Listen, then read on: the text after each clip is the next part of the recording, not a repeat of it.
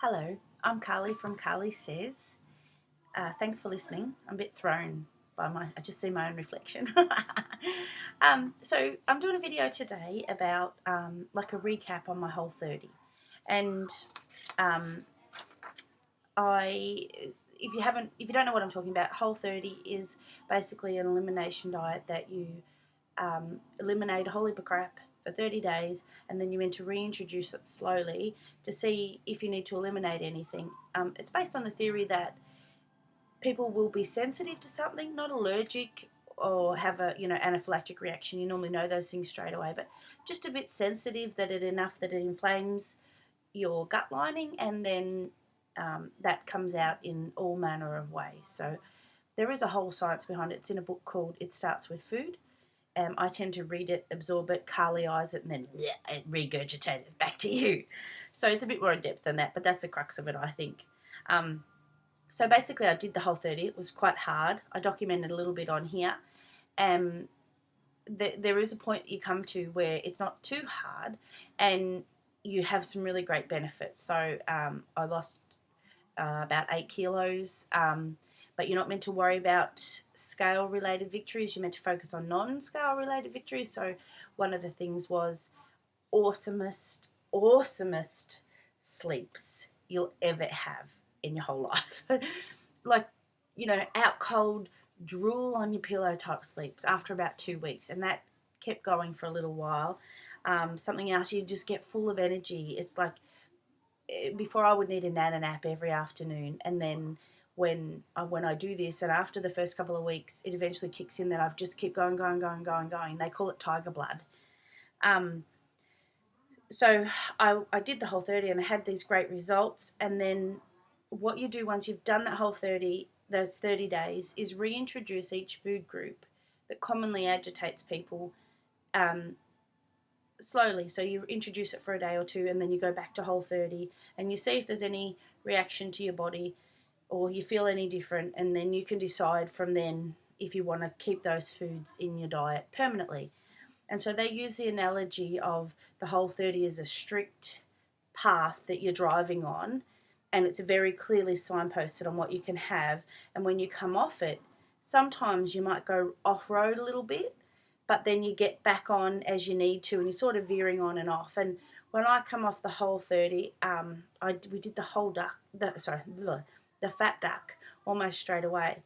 So when I come off, I think I basically went four-wheel driving. I went so far off the Whole30 track that I was in a different country. So I think that I've alluded to the fact that I don't like to be told what to do. And there's a part of me that even when it's myself telling me what to do, I have to rebel. No, you won't tell me to eat healthy. I want chocolate and ice cream and everything at once. So I went off-road for a few weeks, started to feel shit, didn't have my beautiful sleeps, got thrush, got sore mouth, got everything, and needed nana naps. And so I've tried to rein it back in. And I mention the thrush and the sore mouth is because I think that when I go crazy on sugar, these things are much more susceptible to. So I hope that's not an overshare to all my friends. I got itchy. I want somebody also to acknowledge that I've fixed the chair. And thank you very much for pointing that out, because as soon as I fixed the chair, as soon as you said about the squeaky chair, I realised the car door needed oil, the passage door and the back door. So I've just whipped around with Mr. Lanolin and sorted that shit out. But anyway, I'm veering off and crapping on.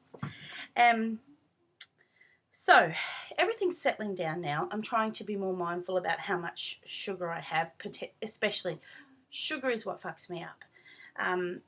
It is the devil, and I know this, but I love it. I've even had hypnosis a year or so ago to try and help me with the sugar, and it did.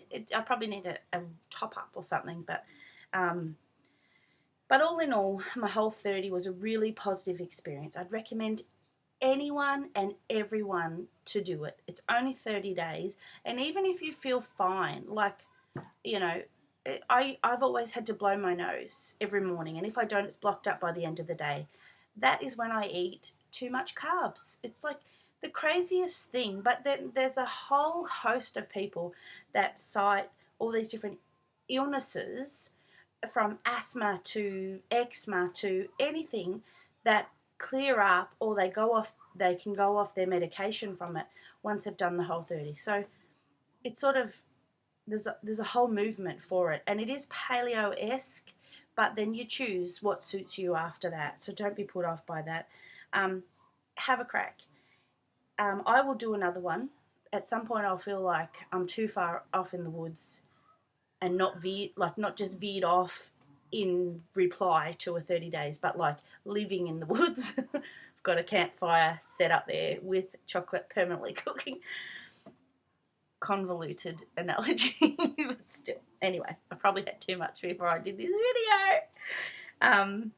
So I would do another one.